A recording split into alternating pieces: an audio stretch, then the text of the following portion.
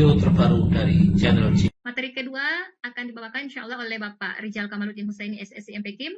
Namun terlebih dahulu seperti biasa saya membacakan visi beliau dulu sebelum dimulai. Nama lengkap Bapak Rijal Kamaluddin Husaini SSI MPKIM. Host silahkan ditampilkan. Minta tolong. Untuk saya bacakan saja ya Bapak Ibu sambil menunggu Pak Ikrom untuk menampilkan host kita, menampilkan CV dari Pak Rijal.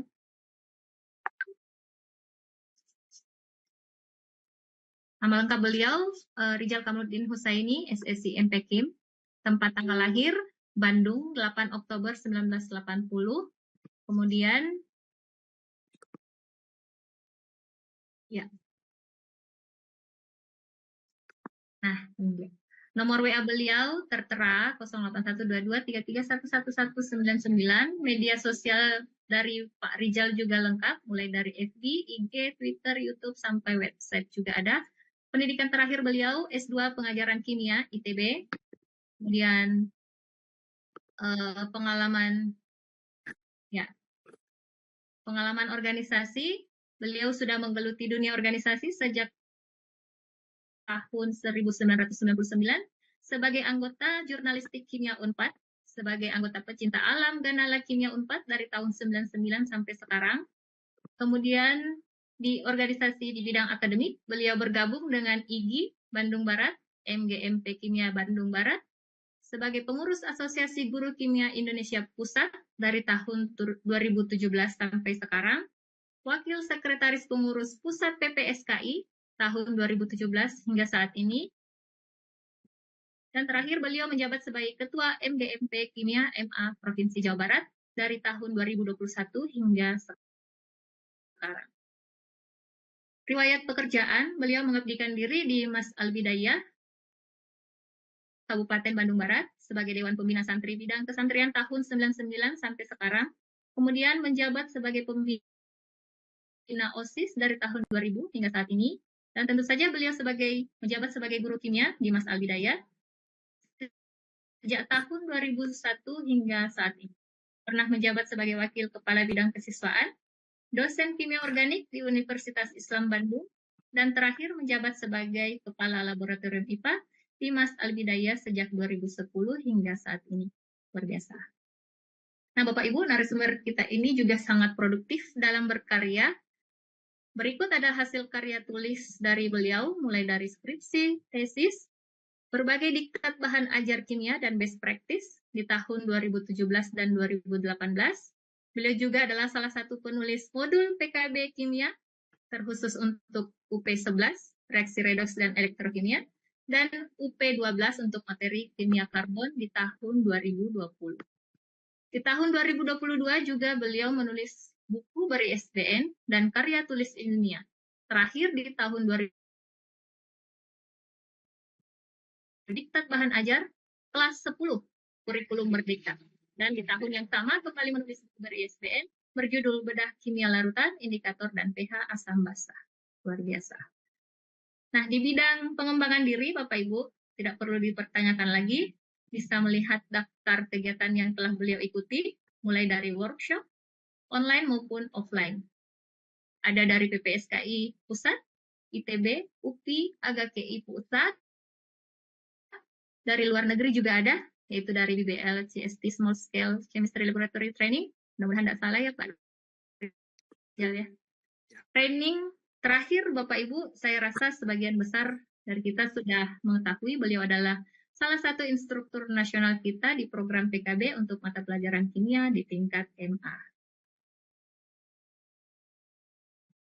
Nah, dengan segudang pengembangan diri yang telah beliau lalui, tentu saja narasumber kita ini berbanding luruslah dengan prestasi yang telah diraih. Nah, di prestasi di bidang akademik, beliau telah berkali-kali, ini Bapak Ibu bisa lihat ya, juara Olimpiade Guru Mata Pelajaran Kimia tingkat Provinsi Jawa Barat, kemudian finalis Olimpiade Guru, kemudian peraih medali emasnya banyak ini Bapak Ibu, dari POSI, ada sejak tahun 2022, ada 5 medali emas yang diraih oleh Bapak Rijal Kamaluddin. Nah, beliau juga telah berkali-kali berhasil mengantarkan peserta didiknya meraih prestasi gemilang di bidang KSM maupun OSN, mulai dari tingkat kabupaten hingga ke tingkat nasional. Luar biasa. Nah, kutipan favorit beliau ada 2. Ini yang lain-lainnya sebelumnya. Ya, ini prestasi beliau, pencapaian beliau. Dan kutipan favorit beliau, manjada wajadah. Ya, barang siapa yang bersungguh-sungguh pasti akan berhasil. Dan where there is a will, there is a way. Di mana ada kemauan, di situ pasti ada jalan. Baiklah Bapak Ibu yang penasaran dengan pemaparan materi di bidang profesional yang akan dibawakan oleh narasumber kita, mari kita persilahkan bersama kepada Bapak Rijal Kamaluddin Husaini, SSC MPKIM, untuk memaparkan materinya. Silahkan Bapak. Ya, terima kasih Ibu Sri Astuti. Sudah terdengar suara saya? Sudah. Oke, baik. Assalamualaikum warahmatullahi wabarakatuh. Waalaikumsalam warahmatullahi wabarakatuh. Waalaikumsalam. A'udzubillah, bismillah, alhamdulillah, wassalatu wassalamu ala rasulillah, Sayyidina Muhammad ibn Abdillah wa ala alihi wa ashabihi wa mawalah amma ba'du. Yang sama-sama kita hormati, saat ini masih hadir di tengah-tengah kita Bapak Direktur GTK Madrasah, Bapak Dr. Haji Tobib Al-Ashhar, kemudian rekan-rekan seperjuangan guru kimia madrasah atau lebih akrab dengan panggilan Rukimad se-Indonesia dari mulai Aceh sampai Papua, yang semoga setiap harinya tidak bosan-bosan untuk selalu menggali ilmu, meningkatkan kompetensi, termasuk pada hari ini. Yang lain tadi pada baca pantun.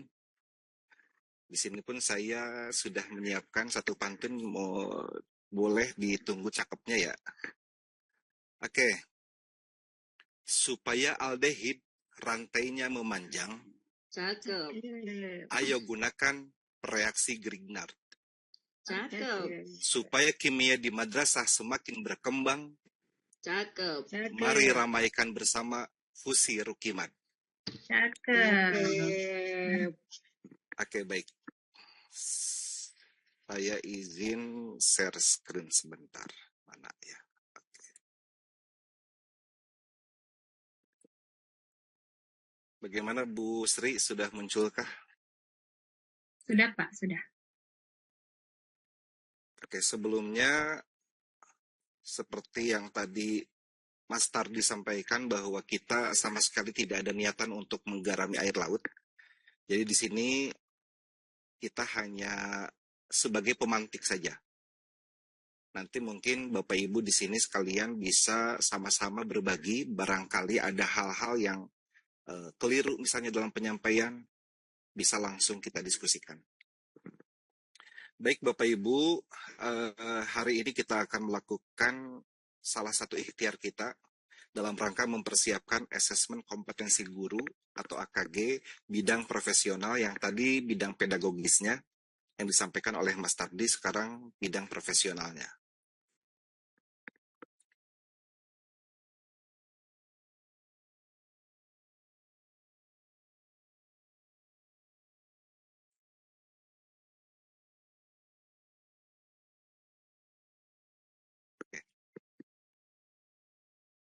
Nah, sebelum kita masuk ke inti dari bedah soal AKG profesional kimia, di sini ada kutipan, asesmen sebagai salah satu cara untuk kita berintrospeksi diri. Jangan habiskan waktu untuk menyalahkan diri atau orang lain, karena introspeksi adalah pelarian yang baik untuk kita menjadi lebih baik. Nah, diharapkan setelah kita mengikuti AKG ini, seperti yang tadi teman kita sampaikan Pak Wahyu, bahwa ini adalah untuk pemetaan, ya betul sekali. Tetapi ketika kita melakukan persiapan menjelang AKG tersebut, maka tidak ada salahnya. Tidak ada salahnya bagi kita untuk terus belajar setiap hari. Dimanapun, dari siapapun, kapanpun. Nah, di sini saya mengingatkan kepada diri saya sendiri, juga kepada yang lainnya, bahwa tolong diperhatikan rambu-rambu dalam pelaksanaan AKG ini. Mulai dari pertama, pahami juknisnya. dibaca kembali. Terkadang hal-hal seperti ini suka kita lewatkan. Juknis kan begitu-begitu saja, tetapi kadang mungkin ada hal teknis mendasar yang sebetulnya sudah diatur di Juknis tetapi kita lewatkan. Nah, jadi tolong teman-teman untuk membaca kembali Juknis yang sudah beredar. Kemudian patuhi tata tertib, jangan sampai nanti kita didiskualifikasi meskipun ini untuk pemetaan saja, tetapi ya kita taati tata tertib yang ada. Apakah boleh menggunakan kalkulator, ataukah tidak boleh, dan lain sebagainya. Kemudian di Juknis tertera, di tabel itu disebutkan bahwa jumlah soalnya adalah 60 dengan komposisi 20 soal pedagogis dan 40 soal profesional. Nah, dengan jumlah soal yang cukup banyak, tentunya kita perlu mengatur waktu. Salah satu caranya misalnya mendahulukan soal-soal yang kita anggap mudah terlebih dahulu. Ada soal yang kita kuasai, tetapi untuk mendapatkan jawabannya butuh waktu yang panjang. Sehingga soal yang seperti itu bisa kita skip dulu, kita simpan dulu gitu. Cari yang kira-kira soal bisa dikerjakan dengan cepat dan yakin betulnya. Oke, Bapak Ibu boleh menggunakan kolom chat. Apakah sudah punya file ini? Silakan. Kolom chatnya tidak dikuncikan? Tidak, Pak. Akan, Pak Rizal. Silakan. Apakah sudah punya file ini, Bapak Ibu, teman-teman sekalian? Oh, saya sudah. Ada yang sudah, ada yang belum, Pak Rizal. Kebanyakan berimbang ya? Iya. Sepintas berimbang. Oke.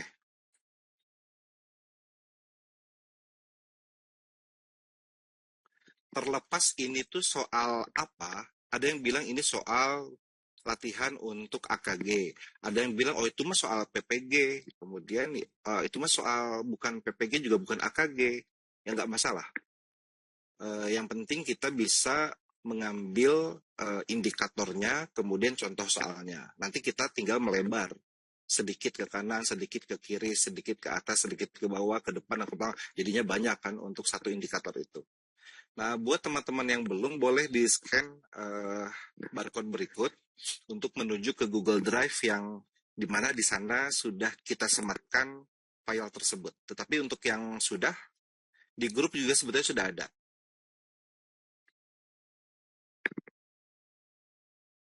Untuk yang mengikuti webinar ini dengan menggunakan laptop dan kemudian di sampingnya ada handphone, silakan langsung di-scan saja, lalu nanti masuk ke dalamnya. Apabila ada kendala, nanti akan kita segera perbaiki. Nah, apakah hari ini kita akan membahas soal ini, ataukah soal yang lain? Nanti kita pelan-pelan saja ya, Bu. Oke. Baik, kita langsung ke contoh soal saja. Karena yaitu tadi saya ditunjuk sama teman-teman, sama Mas Mahbub, Arjal bahas ya yang profesionalnya. Oke, baik Bapak Ibu, disilakan untuk menjawab pertanyaan ini. Di antara asam di atas, yang paling lemah adalah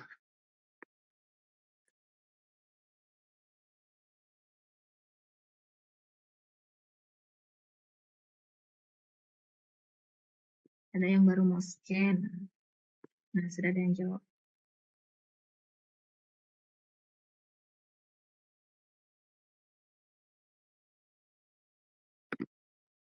Oke, biar interaktif, boleh nggak Bu Sri langsung kita persilakan, barangkali ada teman yang langsung akan menyampaikan alasannya. Silakan Bapak Ibu. Ya, biar nanti langsung nyambung ke sesi tanya jawabnya gitu. Ya. Nanti silakan ditunjuk. Silakan ditunjuk dan langsung di open mic-nya.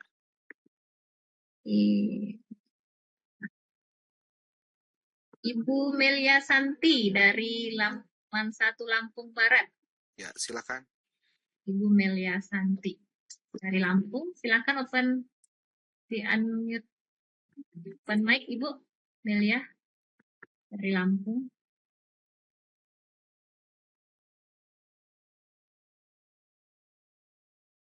Ada? Silakan Bapak Ibu, barangkali ada yang mau Ibu yang lain? menyampaikan alasannya kenapa menjawab. Oke, kecil ya memang. Untuk yang HA itu 6,2 kali 10 pangkat min 6. Untuk yang HB 9,6 kali 10 pangkat min 7. Untuk yang HC itu 1,2 kali 10 pangkat min 2. Untuk yang HD 1,8 kali 10 pangkat min 12.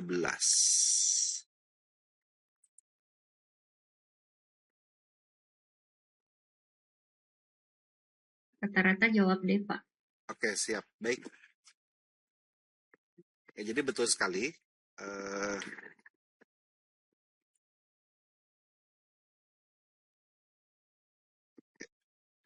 Untuk yang D ini mempunyai nilai KA sebesar 1,8 kali 10 pangkat min 12. Tadi sepintas saya membaca pangkat yang paling besar. Sedikit kurang tepat ya. Karena di sini pangkatnya pangkat negatif. Jadi mungkin yang dimaksud oleh teman kita barusan di chat adalah carilah eksponen yang paling kecil berarti. Pangkat paling negatif. Jelas jawabannya D ya Bapak Ibu. Oke, kita lanjut. Siap. Jadi tidak ada masalah ya untuk soal yang ini. Apakah ada yang perlu didiskusikan? Sepertinya tidak. Kita lanjut. Baik, berikut adalah diagram reaksi antara sulfur dan oksigen. Di file aslinya gambarnya tuh kurang jelas, kemudian saya cari di internet, dapatlah diagram yang sama dan lebih jelas, lalu saya crop dan saya kopas ke sini.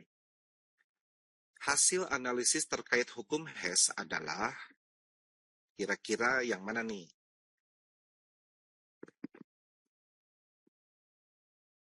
Ini min 593 kilojoule, ya ini min 107 kilojoule. Berarti dari sini ke sini kita bisa menghitung.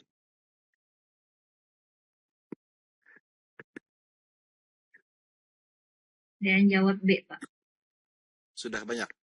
Melepaskan kalori ya sebesar 395,72 kilojoule.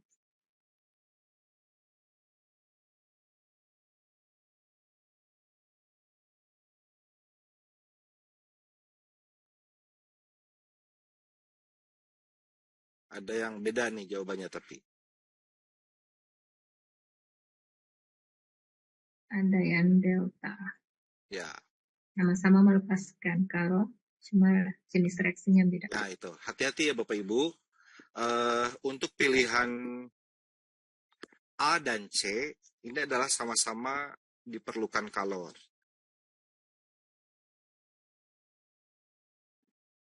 Di sini angkanya sama semua, otomatis kita tidak perlu menghitung. Lalu yang B dan D ini sama-sama dilepaskan kalor. Bedanya apa? Kalau yang B dia eksoterm, kalau yang D dia endoterm.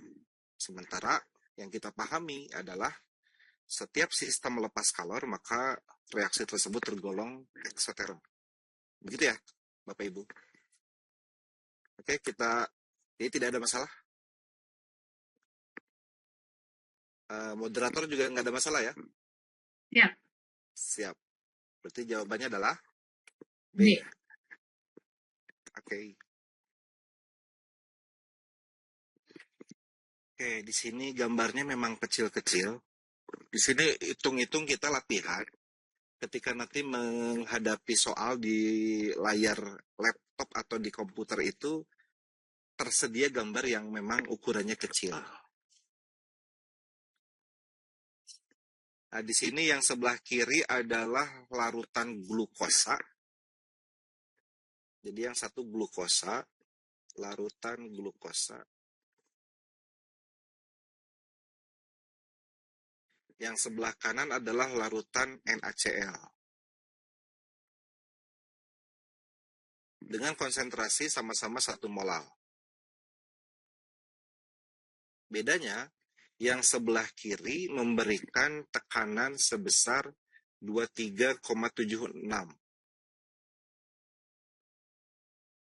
mm Hg, dan yang sebelah kanan memberikan tekanan 23,34. Nah, kira-kira kan ini berbeda nih. Ada yang lebih besar, ada yang lebih kecil. Berarti kira-kira penjelasan yang lebih tepat adalah apakah A, apakah D, ataukah C, ataukah D. Sudah ada yang menjawabkah, Bu Sri? Ada yang menjawab A, ada yang menjawab B, beda-beda. Kebanyakan A. Bapak Ibu ada yang mau memberikan Ya. argumentasi mungkin? Biar interaktif Bapak Ibu, disilakan untuk raise hand. Nanti oleh host di unmute. Unmute. Ya. Raise hand, silakan Bapak Ibu.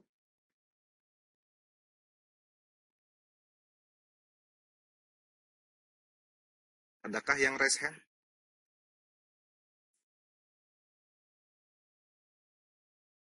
Belum ada. Biar kita sama-sama oke, file soal nanti di-share di Google Drive. Ada yang jawab D. Jadi macam-macam nih Pak jawabannya.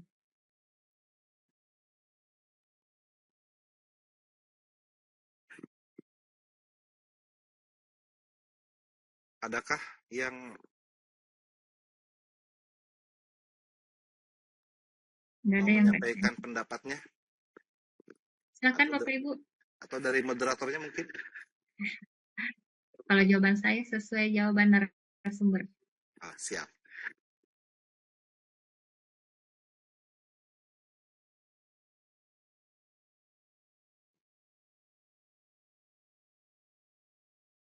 Oke, baik Bapak Ibu. Kurang lebih penjelasannya adalah, pertama yang kita pahami adalah dua-duanya sama-sama larut di dalam air. Kemudian yang membedakan adalah larutan glukosa itu kan tergolong larutan yang tidak menghasilkan ion, atau boleh disebutkan non-elektrolit. Dia non-elektrolit.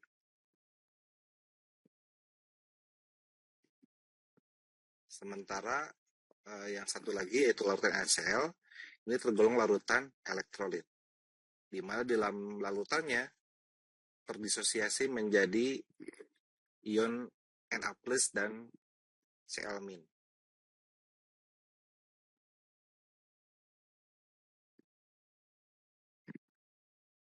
Kemudian yang namanya ion-ion ini, ion Na+ dan Cl-, dia sangat mudah larut di dalam air. Kemudian dari segi jumlah partikel tentunya menjadi lebih banyak untuk yang Na+ dan Cl- ini. Interaksi antara Na+ dan Cl- ini kuat sekali dengan si air tadi. Sehingga air menjadi kesulitan atau terhalang proses penguapannya. Akibatnya uap yang adanya sedikit. Kalau kita gambarkan, saya gambarkan kecil aja di sini. Misal ini larutannya, ini adalah partikel-partikel airnya, sementara di atas adalah ion-ion Na+ dan Cl-nya. Wadahnya harus dalam kondisi tertutup. Kemudian bandingkan ketika sebelum ada Na+ dan Cl-, maka air yang menguap itu banyak. Sementara sekarang adanya Na+ dan Cl- akan menghalangi proses penguapan. Akibatnya yang menguapnya sedikit. Karena yang menguapnya sedikit, otomatis tekanan uapnya juga berkurang. Sementara Na+ Cl- apakah ikut menguap? Tidak. Dia tidak ikut menguap. Sehingga yang paling mendekati jawaban dengan pendekatan barusan adalah interaksi yang kuat antara ion-ion Na+ dan Cl- dengan si molekul air sebagai pelarutnya. Jadi jawabannya adalah yang A.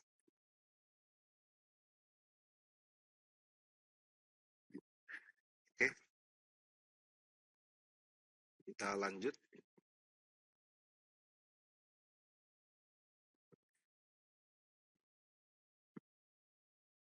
Silakan Bapak Ibu.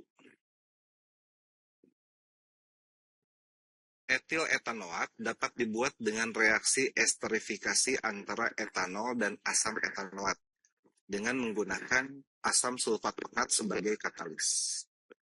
Jika dari 92 gram etanol menghasilkan 143 gram etil etanoat, maka persen hasilnya adalah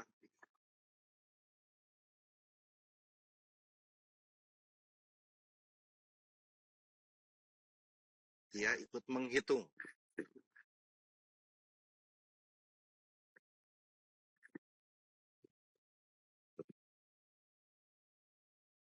Atau mungkin Bu Agnes ada mau menyampaikan pendapatnya?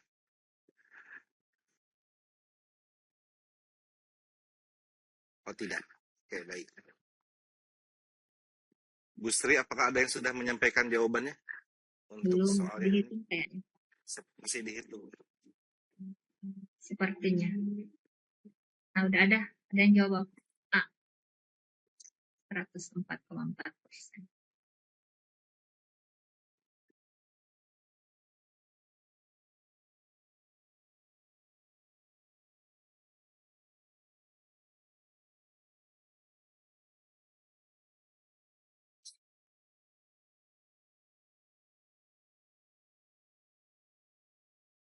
Kalau tadi coret-coret saya muncul nggak di layar di sana?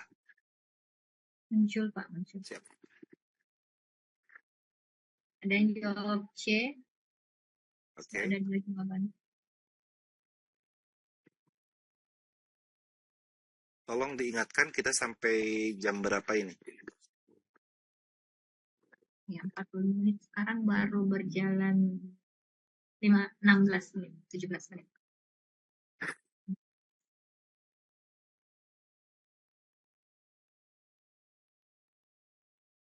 Oke, langsung saja kita bahas. Atau ada yang mau menyampaikan pendapatnya terlebih dahulu? Ya, silakan Bapak Ibu. Di sini kita sharing ya Bapak Ibu, bukan Iya. bukan kuliah.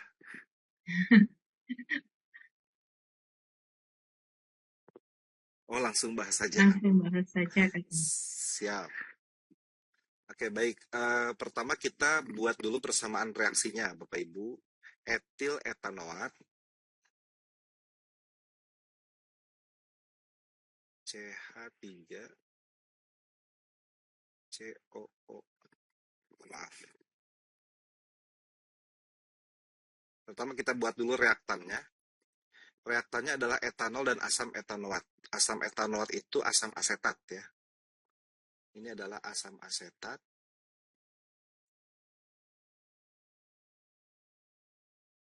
dengan formula CH3COOH.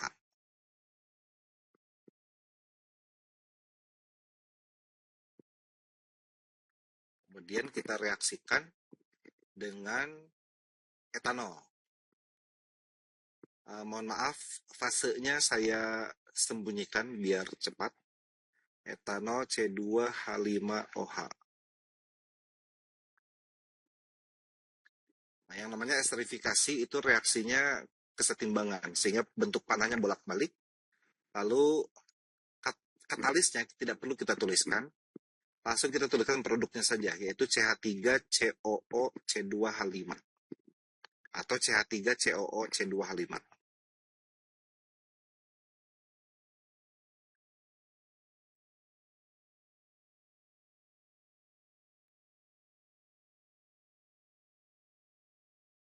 Setiap reaksi antara asam asetat atau asam karboksilat dengan alkohol itu selalu menghasilkan ester dan apa Bapak Ibu? Air ya? Ya, betul. Siap. air. Kemudian kita sekarang hitung dulu nih N dari masing-masing data yang ada. Disebutkan jika dari 92 gram etanol menghasilkan 143 gram etil etanoat.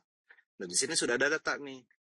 Etanolnya sebanyak 92 gram, berarti kita bisa menghitung nilai N dari etanolnya.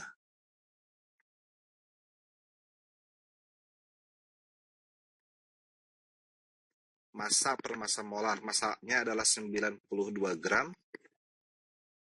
dan massa molar etanol kita hitung dan sangat terkenal ya, 46 gram per mol.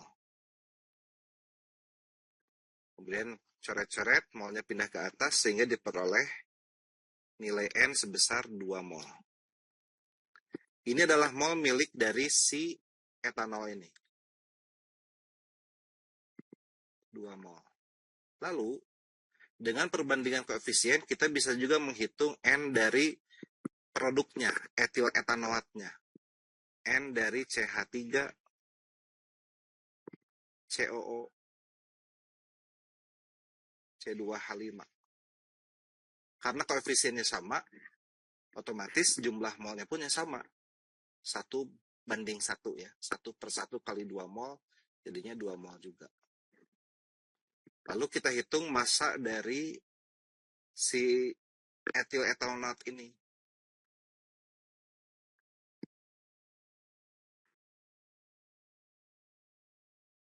Dengan cara N dikali massa molarnya, yaitu 2 mol. Massa molar etil etanoat adalah 88 gram per mol. Setelah dihitung, dapat berapa? 176. Berapa? 176. 176. 176 gram. Sementara di percobaan, katakanlah ini suatu percobaan yang dilakukan, etil etanoatnya nggak nyampe 176. Jadi nggak mungkin jawabannya di atas 100%. Karena kalau ingin 100% harus segini. Berarti nggak mungkin A dan nggak mungkin yang B. Berarti tinggal C atau D. Gitu. Yang C. Oke, sehingga dengan sangat mudah kita bisa menghitung persen randomnya. 143 gram dibagi 176 gram kali 100%. Dapatlah jawabannya yang C.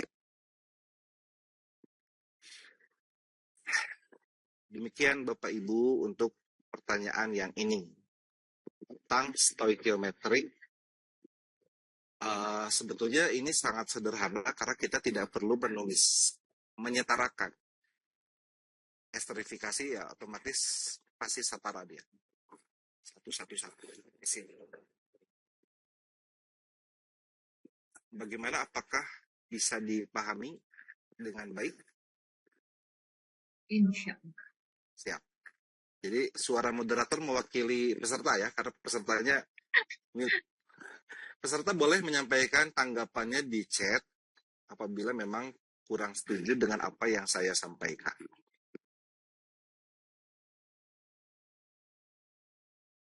Baik, kita lanjut. Silakan Bapak Ibu.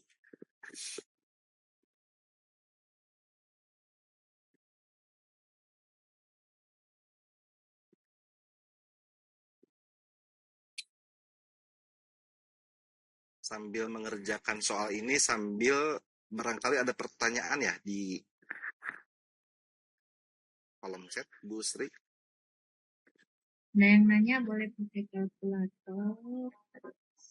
Nah itu nanti ya setelah kita selesai ini, sebelum kita mengakhiri kegiatan di siang hari ini, kita coba cek Jadi di juknisnya. Kalau misalnya tidak ada aturan yang menyebutkan itu, misal tidak ada pelarangan dan tidak ada pembolehan, berarti boleh.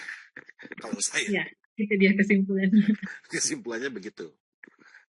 Kalau tertulis dilarang menggunakan kalkulator baru. Kalau tidak ada ya sudah, berarti boleh.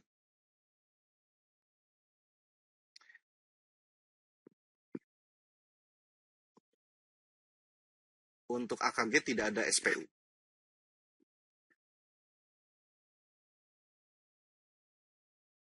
Baik Bapak Ibu, silakan untuk yang nomor ini. Bilangan oksidasi oksigen pada KO2 adalah min setengah. Untuk pernyataan nomor 1 dulu. Betulkah atau salah? Jadi kita per nomor ya Bapak Ibu.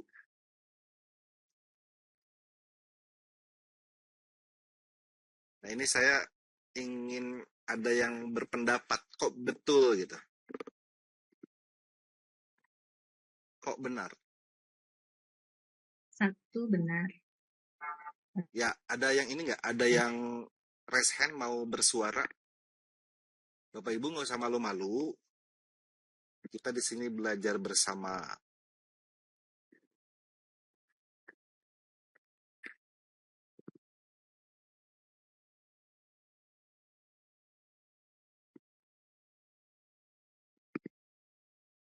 Karena K-nya +1.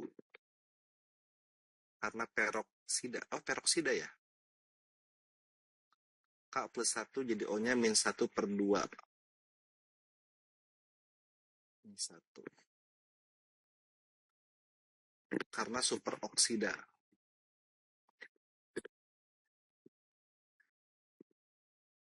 Di sini ada Pak Urip ya. Nanti Pak Urip besok ya. Teman-teman kita banyak yang menjawab nomor 1 ini benar. Dan sudah jawab A. Ada yang sudah jawab A pula.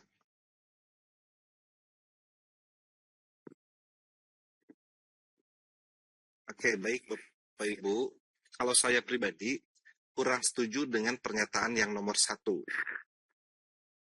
Karena yang namanya bilox itu tidak ada pecahan. Bilox atau bilangan oksidasi itu erat kaitannya dengan elektron.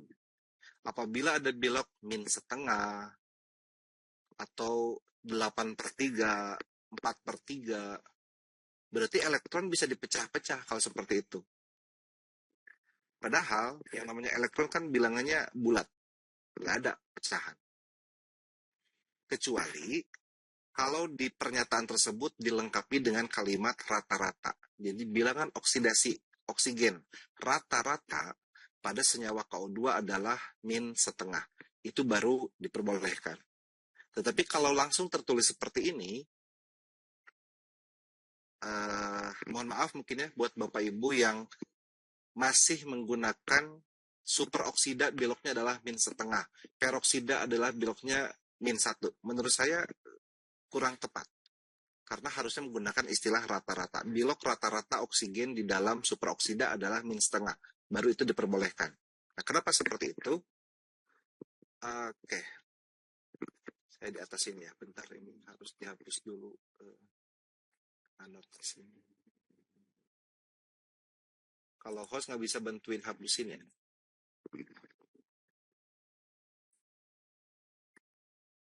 Siap.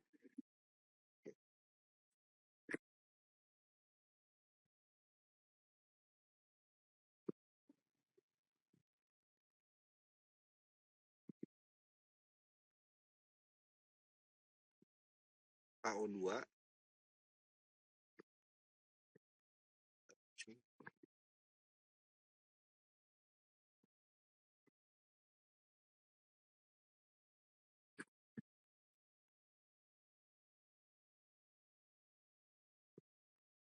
KO2 tadi sebagaimana yang disampaikan oleh Bapak Ibu, dia terurai menjadi K+ dan O2-. Lalu O2-nya kita buat struktur Lewisnya.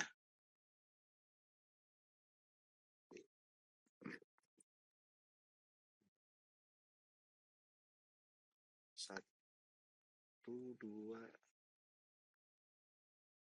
3, 4, 5, 6, 7, 2, 3, 4, 2, 3, 4, 5, 6, 2, 3, 4, 5, 6. Lagi nih. Di sini kita kasih 1 elektron.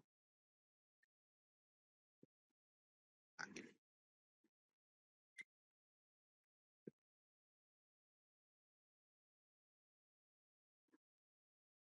Saya ulangi ya Bapak Ibu, supaya lebih jelas gunakan warna hitam.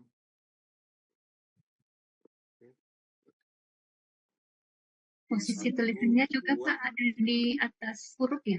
Nggak Oh gitu. langsung. Iya. Lebih yang tadi ya, lebih jelas yang tadi berarti. Saya pakai fitur yang dari Zoom-nya ini. Oh iya. Saya kembali ke yang PPT deh.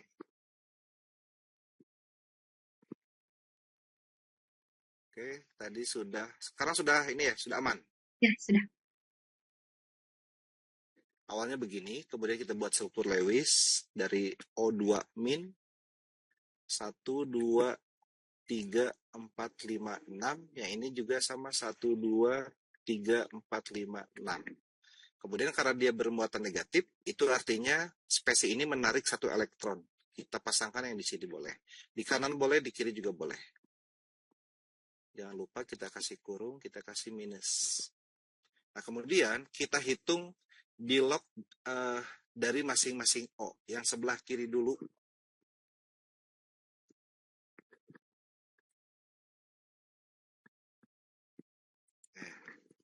Yang ini dulu. Cara menentukan bilog itu bagaimana Bu Sri? Masih ingatkah? Jumlah elektron valensi Valensi dikurang elektron yang dikurangi dimiliki. elektron yang dimiliki setelah dia disebar ke sana kemari. Nah, Bapak Ibu, teman-teman sekalian, O yang kiri dan O yang kanan itu kan identik. Artinya, dua elektron yang ada di tengah ini terbagi rata. Sehingga bilog O yang sebelah kiri adalah 6 dikurangi 6. Sama dengan 0. Sementara bilog O yang sebelah kanan adalah elektron valensinya 6 dikurangi berapa Bapak Ibu? Elektron yang tersisa sekarang? Ayo berapa? 7. Ya betul 7. 6 dikurangi 7. 6 dikurangi 7 adalah minus 1. Oh berarti bilog O di dalam superoksida itu tidak bisa kita sebut minus setengah. Tetapi bagaimana cara menjelaskan ke anak-anak? O yang sebelah kiri itu adalah 0. O yang sebelah kanan adalah minus 1. Apabila dirata-ratakan, baru betul.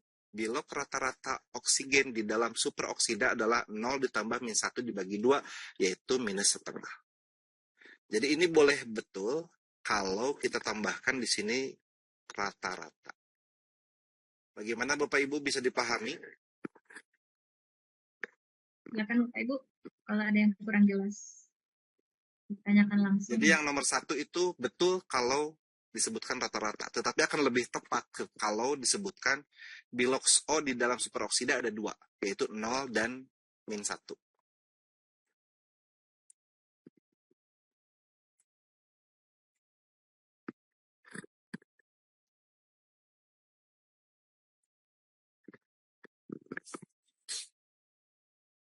Bagaimana? Enggak ada. Kalau tidak ada, lanjut berarti. Enggak ada. Oke, siap. Sudah clear, ya. Oke. Berarti nomor 1 kita anggap betul kalau ada rata-ratanya.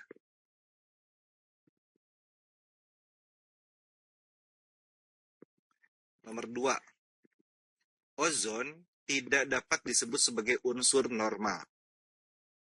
Nah, Bu Sri, ada komen nih dari Pak Urip. Dari Pak Urip, ya. Tergantung persepsi. Soalnya maunya apa katanya? Ya, makanya pembuat soalnya kalau bisa bergabung dengan Fusi Rukiman. Iya, iya. Biar kita persepsinya sama ya. Iya. Oke. Ya, Bu Baik, kita kan tidak tahu nih. Tidak tahu persepsi pembuat soalnya apakah dia masih menggunakan konsep yang dulu waktu kita SMA atau masih atau ada perubahan cara pandang si pembuat soalnya. Kemudian, ozon tidak dapat disebut sebagai unsur normal. Kita mengenal unsur normal itu kalau delta HF-nya adalah sebesar berapa, Bapak? 0 ya?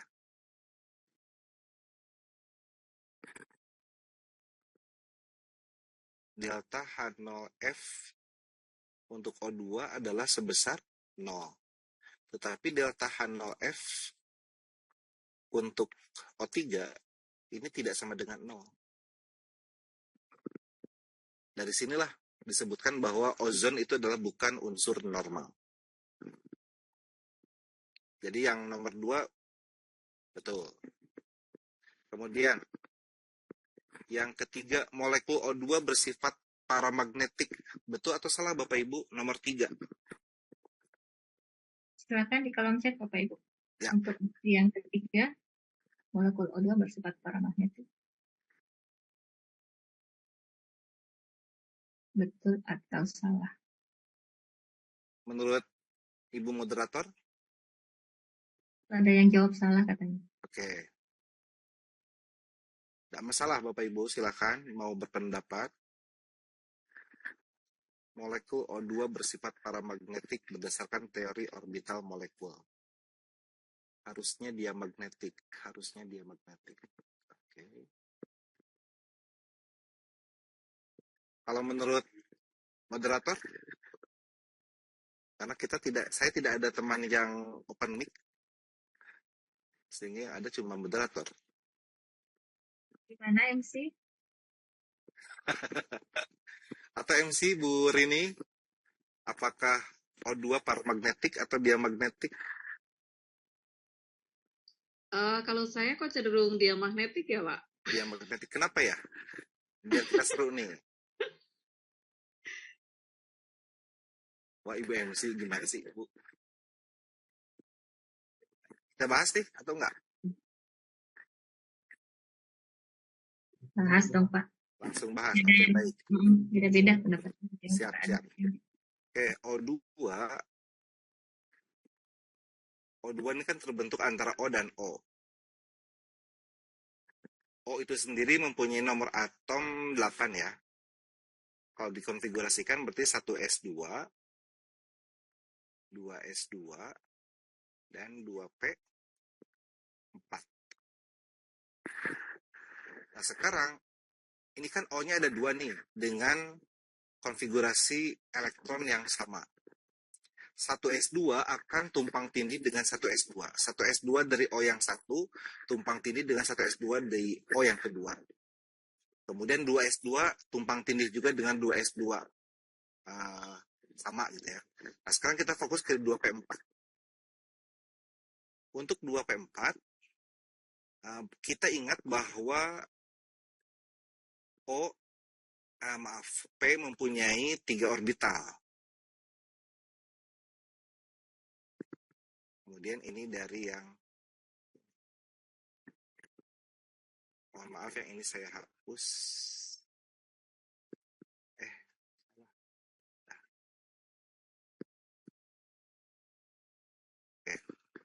Kemudian 4 elektron yang ada di orbital O itu kita sebarkan 1, 2, 3, 4. Yang ini sama 1, 2, 3, 4. Selanjutnya terjadi proses tumpang tindih. Ya, boleh dari atas dulu, boleh dari bawah dulu. Oke. Terjadi splitting orbital. Orbitalnya membelah.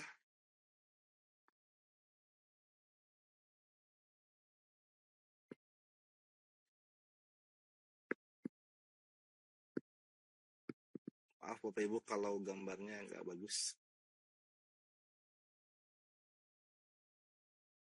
Lalu, step selanjutnya adalah kita jumlahkan elektron yang ada. Di sini 4, di sini 4. Ketika dijumlahkan jadi 8. Nah, 8 elektron ini kita sebarkan. Harus dari energi terendah dulu. 1, 2, 3, 4, 5, 6, 7, 8. Di dalam aturan kemagnetan, baik itu pada unsur logam maupun unsur non-logam ataupun molekul yang berwujud gas, maka tetap berlaku yang namanya apabila terdapat elektron yang tidak berpasangan, maka dia akan bersifat paramagnetik.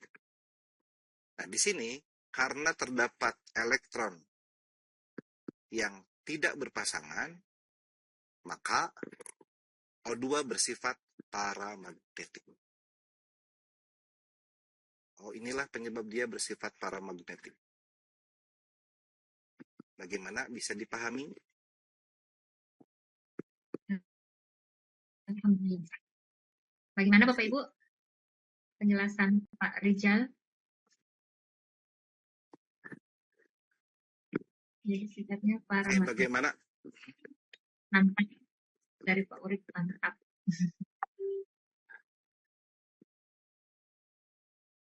Keren, paham. Oke.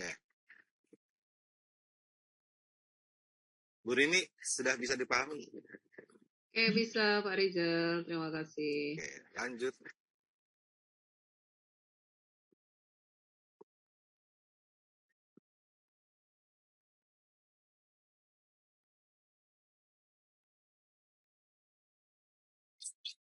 Dari kelima zat berikut, ada benzena, ada nomor 2 namanya apa Bapak Ibu?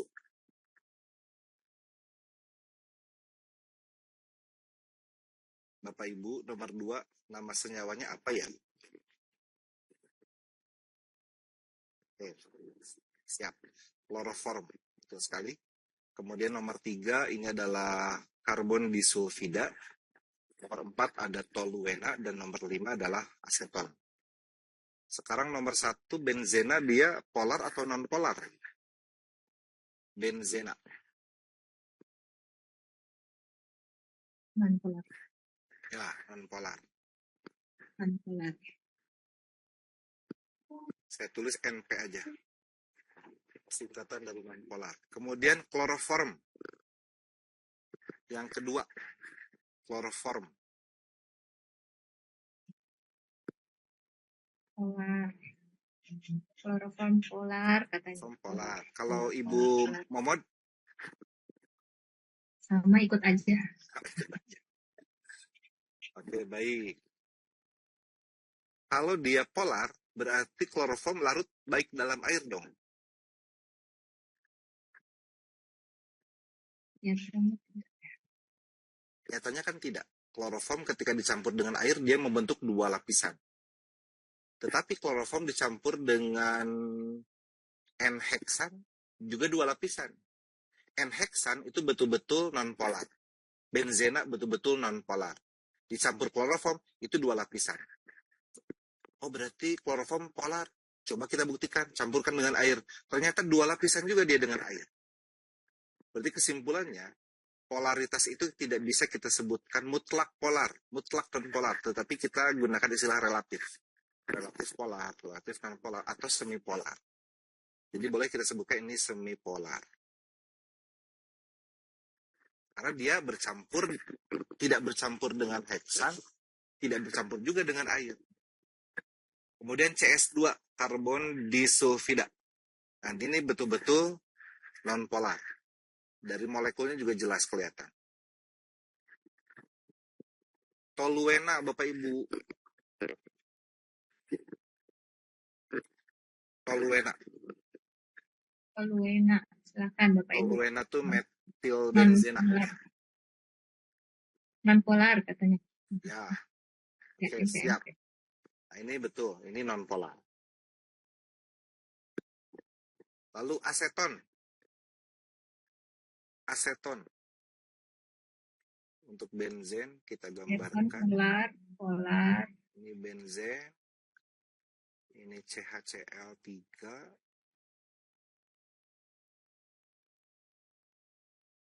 Ke depan dan ke belakang. CHCl3. Cl-nya yang 3.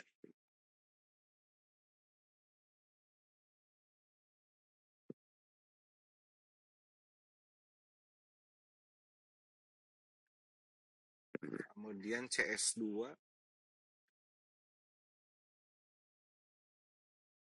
Lalu toluena. sama aseton.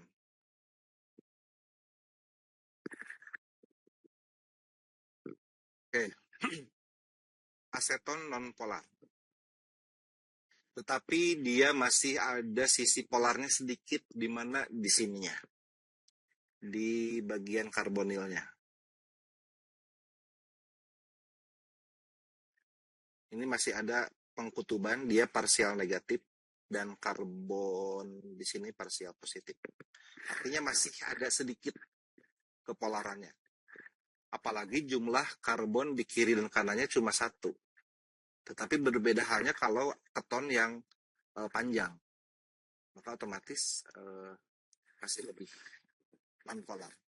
Oke, yang diprediksi dapat mengalami penyimpangan deviasi negatif dari hukum Raoult. Kita mengenal ada dua penyimpangan, yaitu penyimpangan positif dan penyimpangan negatif.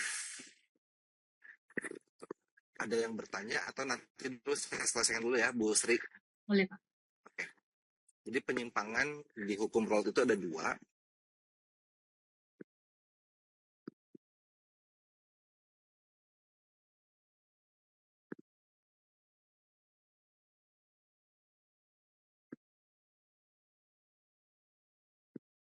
Ini kaitannya dengan ini ya, tekanan.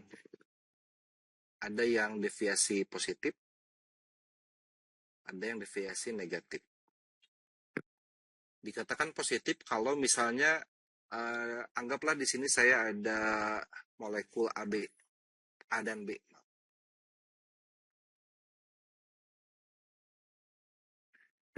Ada A, ada molekul A2, ada molekul B2. Ya, berdampingan antara A2 dan B2. Lalu apabila atau A lah, A dan B. Jangan A2, B2 tapi A dan B.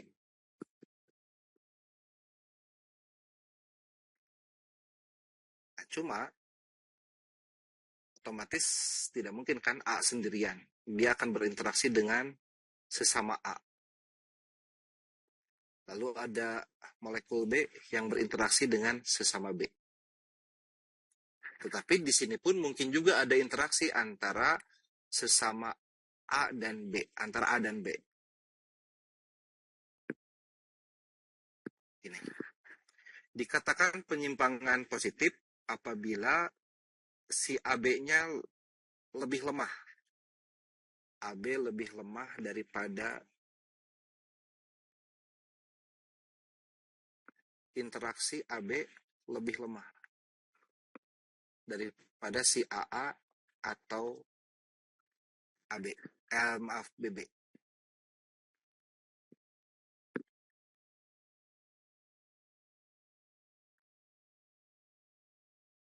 Sebaliknya disebut penyimpangan negatif apabila gaya antara A dan B itu mengalahkan gaya si antara A dan A atau B dan B. Yang ditanyakan di soal adalah yang mengalami penyimpangan negatif.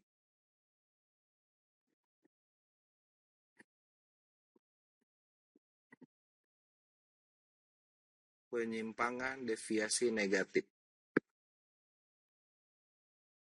Berarti kita cari yang apabila si A berinteraksi dengan B, ini gayanya akan lebih kuat.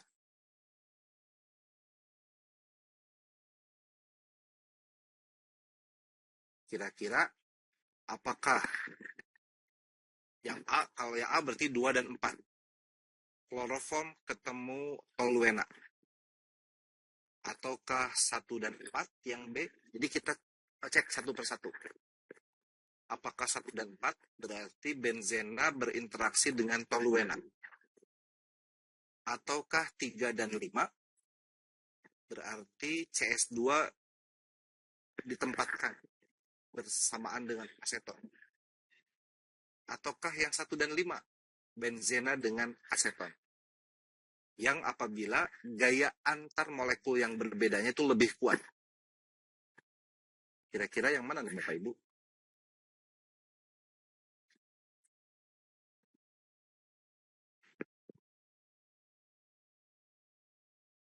Apabila yang A, Yang B. Rata-rata jawab B. kebanyakan yang B ya. Apabila yang A berarti 2 dan 4. Berarti kloroform berinteraksi dengan toluena. Betul ya? 2 dan 4. Kloroform itu semipolar. Toluena itu nonpolar. Agak susah berarti ya. Harusnya yang semipolar dengan yang semipolar lagi begitu.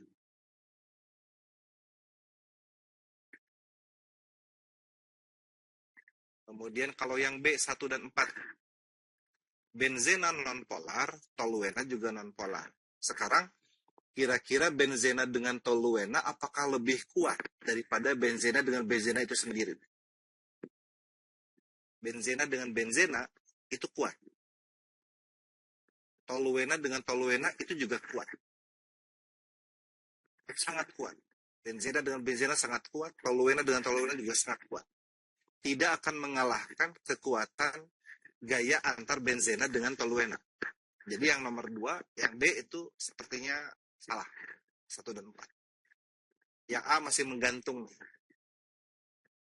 Kita cek yang C dulu, Bapak Ibu. 3 dan 5. 3 itu nonpolar, si CS2. Aseton itu semipolar. CS2 dengan CS2 itu kuat. Aseton dengan aseton, ya pasti kuat. Tetapi apakah CS2 dan aseton mengalahkan kekuatan si CS2 dan aseton? Jelas tidak. Terakhir 1 dan 5. Yang 1 dan 5 benzena dengan aseton. Benzena dengan benzena, aseton dengan aseton. Tidak. Jadi jawaban yang benar adalah 2 dan 4.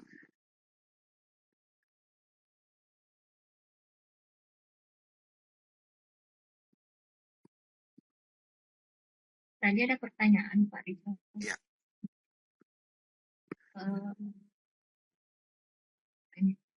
Tentang kepelaran. Katanya Gimana? berarti kepelaran itu dilihat dari struktur momen dipolnya atau kelarutannya dalam suatu pelarut, atau dilihat dari keduanya. Untuk menentukan kepolaran molekul, kita lihat dulu molekulnya seperti apa. Kalau molekulnya diatomik,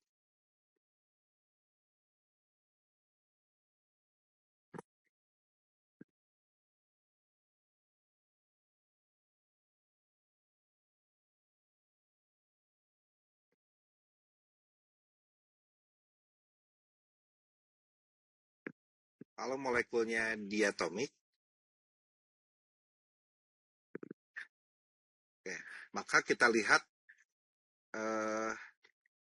jenisnya. Kalau sejenis, otomatis tidak ada perbedaan keelektronegatifan, maka pasti nonpolar.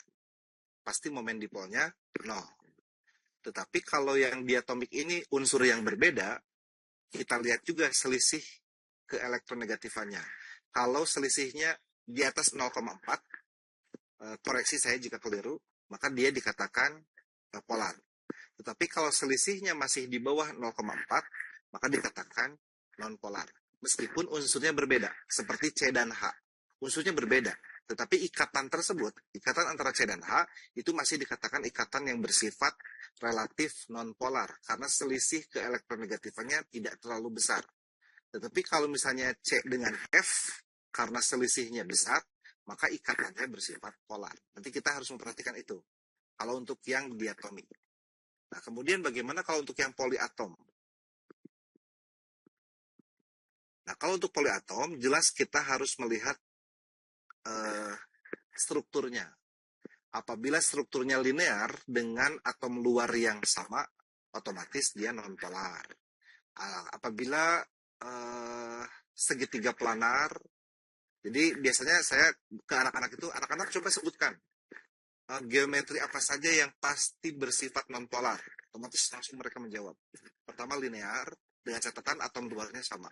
Yang kedua segitiga planar. Yang ketiga tetrahedral. Yang keempat bipiramida trigonal. Dan yang kelima oktahedral. Mereka semua pasti bersifat nonpolar selama atom luarnya sama. Tetapi begitu diganti saja satu, contoh CH4 tetrahedral yang asalnya nonpolar, H-nya diganti oleh Cl, maka dia langsung berubah kepolarannya. Atau BCl3, kita ganti Cl-nya satu dengan F, maka molekul tersebut sekarang menjadi relatif lebih polar. Itu. Tetapi ada juga nih geometri molekul yang sudah pasti polar. Apapun atom luarnya. Contoh apa? Bentuk V, itu pasti polar.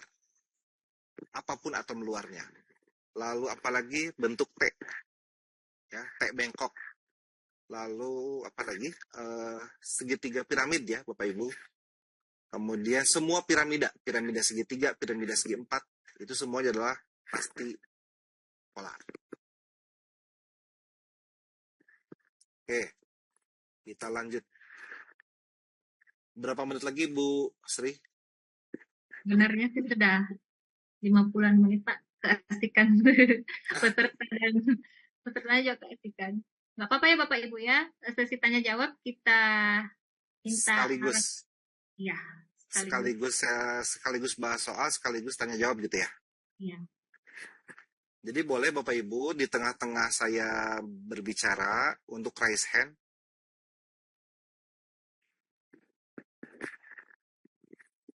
Nah, kalau ini mudah. Nah, soal-soal yang seperti inilah yang nanti Bapak Ibu kita dahulukan untuk diselesaikan. Kata ringan, mudah, dan yakin betulnya. Sehingga mood kita pun baik.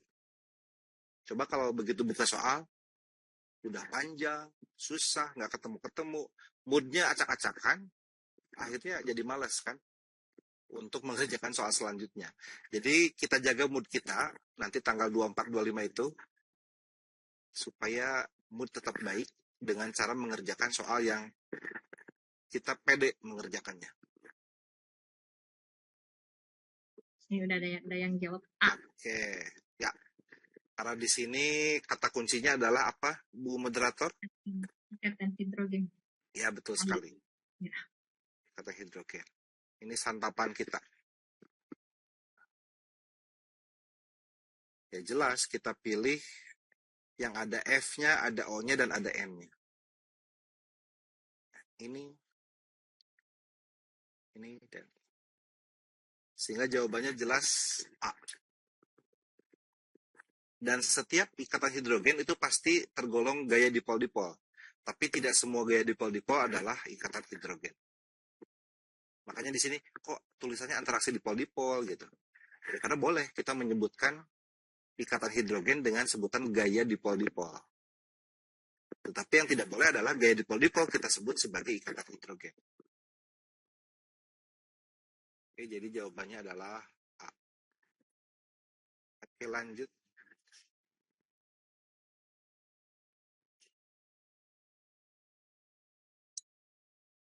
Kita coba cari tipe yang lain ya. Nah, ini soal-soal yang membangun mood kita. Nah, yang manakah Bapak Ibu?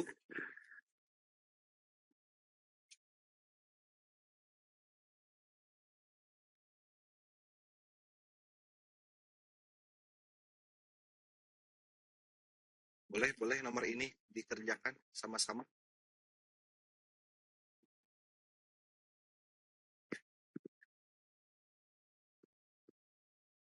Udah ada yang jawab D. Oke, Delta. Ibu Sri, saya ingin sekali ada satu atau dua teman-teman yang membuka mikrofonnya. Ya silakan Bapak Ibu, permintaan dari narsum kita. Saya kayak ngomong sendiri ini. Silakan Bapak Ibu, atau mau dipanggil? Siapa ya? Dari Ibu panitia. Ibu Ibu Baik, Baik boleh? aja, Bu Baik. Boleh, Bu Baik. Ya. Di unmute tolong. Silakan Ibu Baik. Ya, silakan Bu Baik. Ya elah, kok saya? Bukan Oke. Baik. Oh iya. Jadi saya pilih D karena di situ larutannya setelah ditetesi metil merah ternyata berwarna kuning berarti dari trayek pH-nya minimal dia sama dengan 6,3 atau lebih tinggi dari 6,3. Ya, Tetapi begitu ditetesi fenolftalein ternyata tidak berwarna. Berarti pH-nya di bawah dari 8,3. Nggak boleh lebih dari 8,3 karena kalau lebih berarti berarti boleh 8,3. Iya, minimal sama sih dengan Berarti itu 8,3. simbolnya ya yang harus diperbaiki ya. Kayaknya harus pH-nya kurang dari 6,3. pH-nya lebih besar dari 6,3, minimal sama dengan atau kurang dari 8,3. Itu sih Pak pendapat Iya. saya. Kalau menjelaskan ke anak-anak soal tipe begini itu bagaimana Bu Baik? Ya itu biasanya batas trayek pH-nya dijelasin. Misalnya menggunakan apa gitu? Kasus lah, misalnya kasus beberapa kasus limbah dengan beberapa penetesan menggunakan ini metil merah, fenolftalein atau bronzimol biru. Jadi diacak-acak aja gitu warnanya. Bahkan nggak harus merah kuning, tapi di tengah-tengahnya mungkin ngambil warna hijau kah gitu. Mengambil warna orange kah misalnya gitu. Siap. Jadi nggak harus persis sama gitu. Jadi membuat anak jadi lebih berpikir lagi. Oke, terima kasih Ibu Baik. Terima Oke, kasih. sama-sama. Nah, Ibu Mariska, coba Bu Sri kita panggil. Boleh. Ibu Mariska, pakai garis bilangan katanya. Boleh Bu dijelaskan seperti apa? Ada Pak Urip juga pakai irisan diagram Venn. Bu Mariska, halo. Bu Mariska, bisa di open mic, di unmute.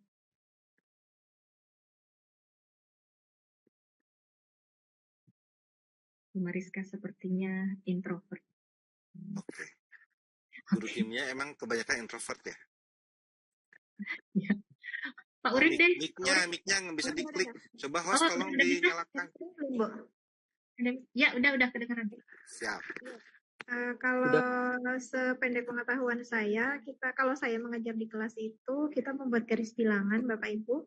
Jadi, membuat garis bilangan pH, tentang pH dari angka terkecil sampai terbesar, berarti diurutkan dari 4,2 sampai 4,2, 6,3, 8,3, dan terakhir berarti di 9,6. Karena di situ dengan metil merah menghasilkan warna kuning, maka kita buat garis bilangan dari titik 6,3, gesernya ke kanan. Kemudian dengan indikator fenolftalein, karena menghasilkan tidak berwarna, berarti dari titik 8,3 bergesernya ke kiri. Kemudian nanti kami mengajak siswa untuk menarik kesimpulan dari dua garis pH yang digunakan, itu irisannya ada di mana? Irisannya ternyata ada di antara 6,3 sampai 8,3. Kalau dilihat dari soal itu berarti kurang tanda ini ya, sama dengannya kurang ya Bu. Iya, harusnya 6,3 kurang dari sama dengan pH, kurang dari sama dengan 8,3. Kalau revisi dari saya seperti itu. Siap. Monggo ditanggapi. Terima kasih. Terima kasih. Betul. Kita gunakan garis bilangan. Kemudian kita kasih angka-angka yang tertera di indikatornya itu ya. Mulai dari yang paling kecil 4,2, lanjut 6,3, kemudian 8,3, dan 9,6. Nah, di sini di soal disebutkan bahwa setelah ditetesi metil merah, ternyata dia warnanya kuning. Nah, saya ke anak-anak itu selalu bagaimana anak-anak cara membaca atau menerjemahkan kalimat ini. Anak-anak langsung spontan menjawab apabila pH-nya 4,2 ke bawah, maka warnanya merah. Apabila 6,3 ke atas, warnanya kuning. Itu selalu begitu.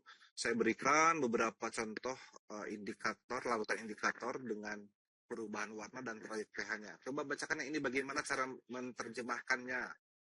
Silakan, saya tunjukkan misalnya. Kemudian contoh yang fenoftalen, silakan anak-anak bacakan. Ini bagaimana cara menerjemahkannya. Lalu anak-anak menjawab, 8,3 ke bawah, tak berwarna, 9,6 ke atas, merah. Seru ketika saya tanya, kalau pH-nya misalnya apa ya, 5 nih. Kalau pH-nya 5, menggunakan metil merah, ada yang bilang merah, ada yang bilang kuning, kemudian salah. Saya bilang salah. Akhirnya mereka menjawab, oh harusnya berarti di antaranya. Karena angka 5 ada di antara 4,2 dan 6,3, berarti oranye. Jadi dengan menggunakan garis bilangan ini cukup efektif sepertinya. Kita coba misalnya warna kuning, berarti 6,3 ke atas, seperti yang tadi Bu Mariska sampaikan. Berarti kita buat garis dari sini ke sini. Gitu kan? 6,3 ke atas. Lalu fenoftalen ternyata tak berwarna, berarti 8,3 ke bawah. Ini. Setelah itu baru kita buat irisan. Kita arsir. 6,3-nya masuk kan? Ini. Berarti harus terisi. 8,3-nya juga masuk, berarti harus terisi. Sehingga kesimpulannya adalah pH-nya adalah di antara 6,3 dan 8,3. Tetapi karena terisi penuh, sehingga harus dikasih sama dengan. Jadi ini kita koreksi. Dan kita maklumi pembuat soalnya. Kita jawab D.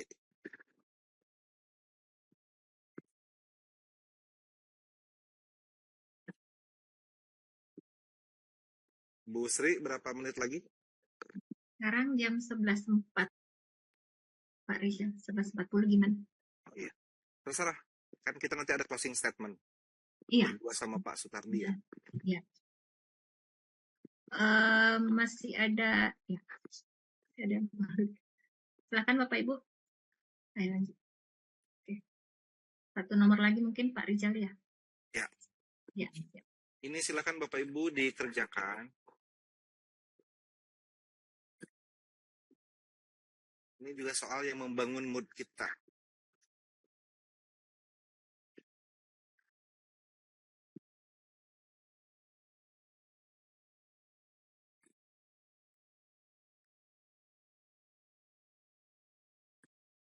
Ini tanpa dicoret-coret pun sudah langsung ketahuan jawabannya.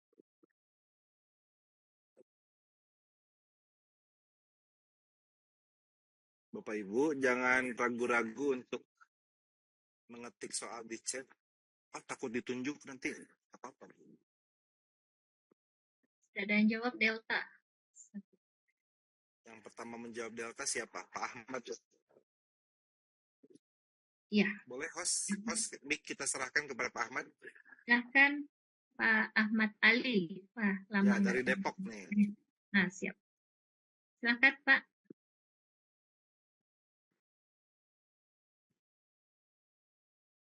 Halo Pak Ahmad. Pak Ahmad Aminuddin. Pak Ahmad Ali. Ahmad Pak Ahmad Ali. Ya. Yang ngechat. Oke, baik. Jadi karena di situ 10 liter air mengandung 10 mg timbal. Jadi untuk ini patokannya saya mengingat itu dalam 1 ppm itu 1 mg dalam 1 liter. Jadi patokannya anak-anak diberitahu 1 ppm itu 1 mg dalam 1 liter. Sehingga ini berlaku kelipatan karena ini 10 liter dan 10 mg, maka tetap nilainya D, perbandingannya 1 ppm, Pak. Seperti itu, Pak. Siap. Di Terima sini kasih, sudah Bu. ada. Oke, terima kasih Mas Terima Ahmad. kasih Pak Ahmad Ali. Timbalnya 10 mg, airnya 10 liter ya sudah. Berarti 10 mg. Jadi kadar timbalnya adalah 10 mg.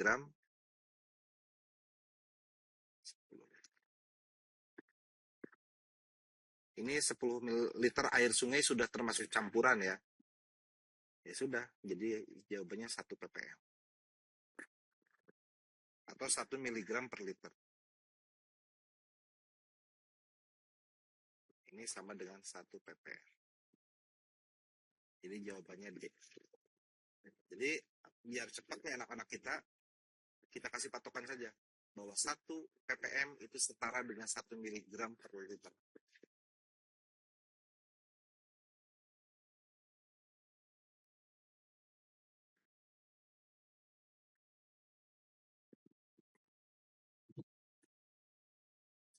Endapan akan terbentuk jika ion positif dan ion negatif direaksikan adalah senyawa yang mana? Apakah CaCO3 dengan KSP 9, saya tuliskan di sini ya. 9 kali 10 pangkat min 9. Apakah FeCO3 dengan KSP 2,1 kali 10 pangkat min 11.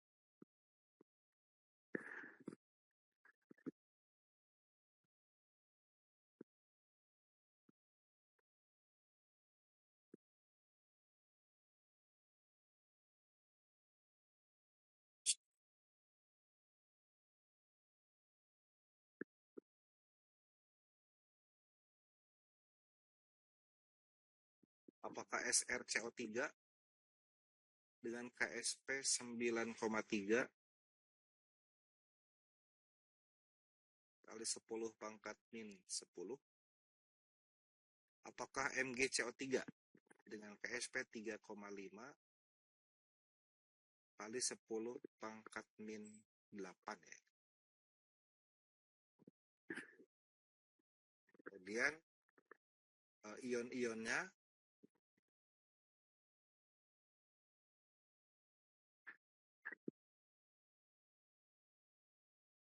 yang CaCO3 ion-ionnya adalah 3 kali 10 pangkat min 6. Kationnya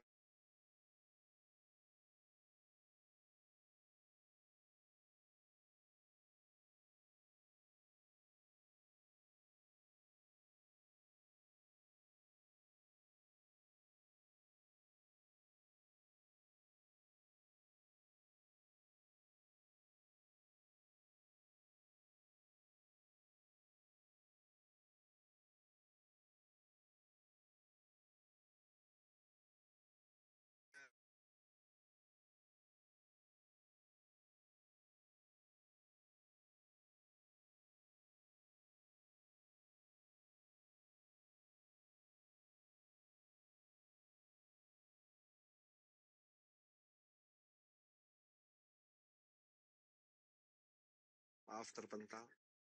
Oh, pantas. Oke, sudah muncul lagi? Ya, sudah. Oke, sudah Pak. Muncul peserta itunya, Pak.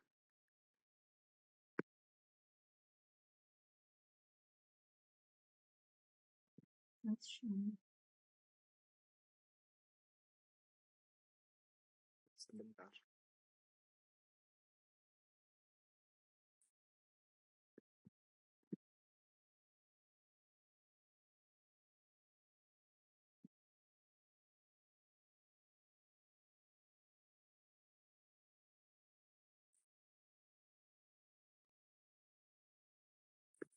Sudah muncul? Nah, sudah. Sudah slideshow? Sebentar. Ya, sudah. Masih slideshow? Sudah slideshow. Full screen. Yes. Lalu yang SrCO3 berapa ini? 10 pangkat min 6.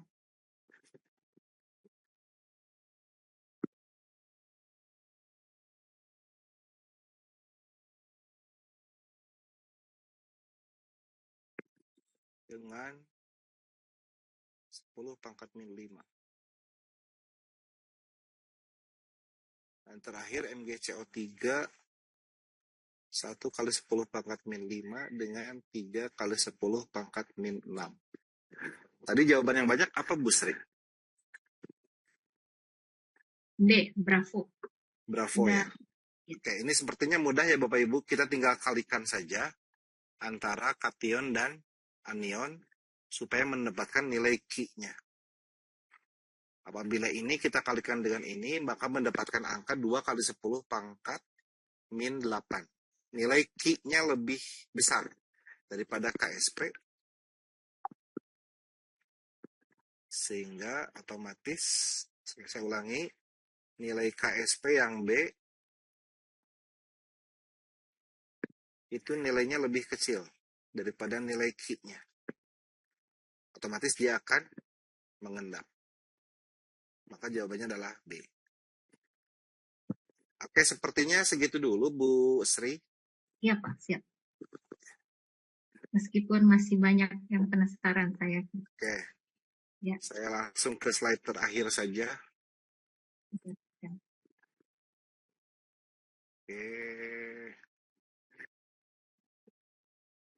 Nah, ini masih banyak ya soal-soalnya Bapak Ibu. Nanti kita masih bisa bahas bareng-bareng dalam kegiatan oksidasi kita setiap malam Sabtu.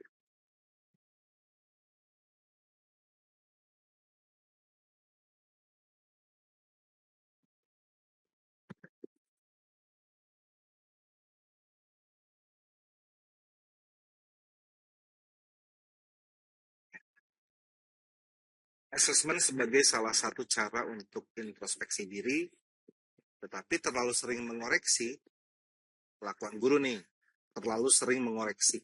Biasanya jadi lupa introspeksi diri. Sekian, terima kasih. Wallahumma muwaffiq ila aqwamit thoriq. Assalamualaikum warahmatullahi wabarakatuh. Waalaikumsalam warahmatullahi wabarakatuh. Pak Urip ada komen yang kayaknya lebih asik bahas di kegiatan non formal ya. Ya, oksidasi insya Allah Pak Urip. Baiklah Bapak Ibu,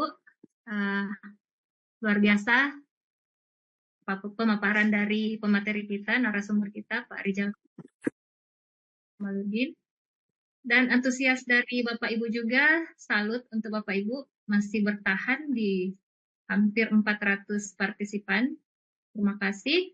Untuk berikutnya mungkin Pak Sutardi masih ada? Pak Sutardi? Ya, masih ada. Mohon maaf, dimatikan kamera. Ngirim siap. Ya. Ya. Berikutnya Bapak Ibu kita dengarkan bersama closing statement dari kedua narasumber kita, Bapak Sutardi SSI MSC dan Bapak Rijal Kamaluddin SSI MPKIM. Dipersilahkan kepada kedua narasumber kita. Dimulai dari Pak Sutardi dulu. Silahkan. Baik, terima kasih teman-teman. Intinya begini, apapun momentumnya, mau AKG, mau UKOM, mau OSN, mau KSM, intinya tugas kita sebagai guru adalah terus mengisi relung hati dan pikiran kita supaya lebih siap untuk memfasilitasi peserta didik. Mudah-mudahan Bapak Ibu selalu diberikan kesehatan dan apa yang sudah dilakukan menjadi amal jariah bagi Bapak Ibu semuanya. Saya minta maaf jika yang saya sampaikan ada yang salah atau tidak berkenan, dan terima kasih untuk semuanya. Salam silaturahmi, wallahul muwaffiq ila aqwamit thoriq. Assalamualaikum warahmatullahi wabarakatuh. Waalaikumsalam. Waalaikumsalam. Pak Rijal, silakan. Oke, baik.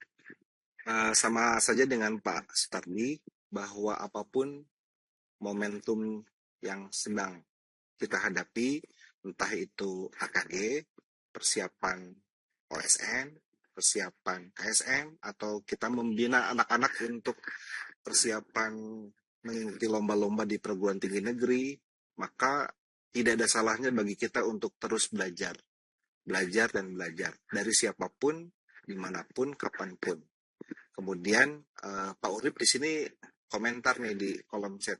Sepertinya lebih asyik kalau kita bahas soal ini dalam kegiatan lain non formal yang kita sebut sebagai oksidasi. Maka dari itu saya di sini dalam kesempatan ini mengajak teman-teman Rukimat se-Indonesia, guru kimia madrasah, ayo kita sama-sama belajar bersama, berkolaborasi bersama, kita saling berbagi, kita saling berkolaborasi supaya kimia di madrasah itu tidak menakutkan, bahwa kimia di madrasah itu menyenangkan, bahwa kimia di madrasah itu bisa berkembang. Sekian dan terima kasih. Wallahul muwaffiq ila aqwamit thoriq. Assalamualaikum warahmatullahi wabarakatuh. Waalaikumsalam warahmatullahi wabarakatuh. Ya, aplaus untuk kedua narasumber kita. Luar biasa. Terima kasih sudah berbagi ilmunya pada hari ini. Baiklah Bapak Ibu, guru kimia madrasah yang berbahagia. Insya Allah akan membawa manfaat untuk kita semua, pemaparan dari kedua narasumber kita dalam menyelesaikan soal-soal AKG kita nantinya di tanggal 24 sampai 26 Juni. Mudah-mudahan Bapak Ibu kita semua memperoleh nilai di atas KKM, ya terampil lah ya Bapak Ibu ya. Akhir kata Bapak Ibu, saya sebagai moderator mengucapkan banyak terima kasih kepada kedua narasumber kita pada hari ini, Bapak Sutardi SSI MSC dan Bapak Rijal Kamaluddin Husaini SSI MPKIM atas kesediaannya untuk berbagi ilmu kepada kita semua. Ungkapan terima kasih juga kami ucapkan kepada Bapak Ibu guru kimia madrasah peserta webinar nasional kita pada hari ini yang telah aktif berpartisipasi dan sangat antusias pada sesi kali ini. Acara berikutnya saya serahkan kembali kepada MC. Bapak Ibu jangan beranjak dulu. Saya pamit undur diri sebagai moderator, mohon maaf atas segala kekurangan dan hilaf dari saya, baik yang disengaja maupun yang tidak disengaja. Wabillahi taufiq wal hidayah. Wassalamualaikum warahmatullahi wabarakatuh. Silahkan Bu Rini. Oke, waalaikumsalam warahmatullahi wabarakatuh. Terima kasih Bu Sri Astuti SPD MPD, luar biasa sekali, dan terima kasih Bapak Sutardi SSI MSC dan Bapak Rijal Kamaluddin Husaini SSI MPKIM. Dan pastinya Bapak Ibu penasaran sekali dengan semua soal-soal yang sudah dibedah oleh kedua narasumber, dan insya Allah nanti materi kita bagikan Bapak Ibu.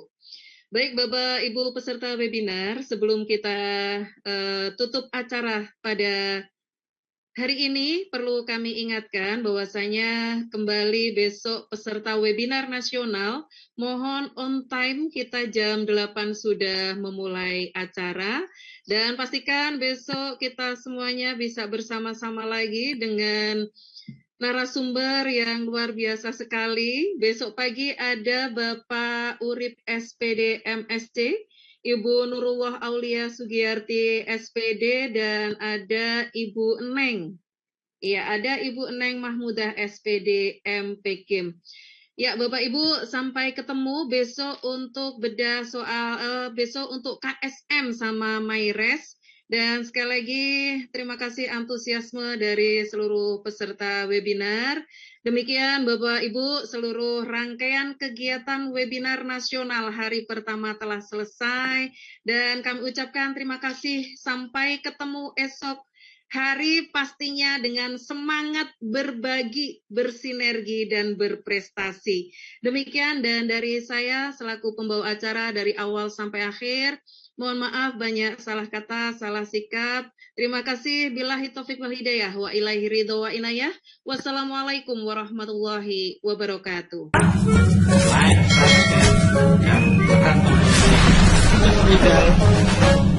Video terbaru dari channel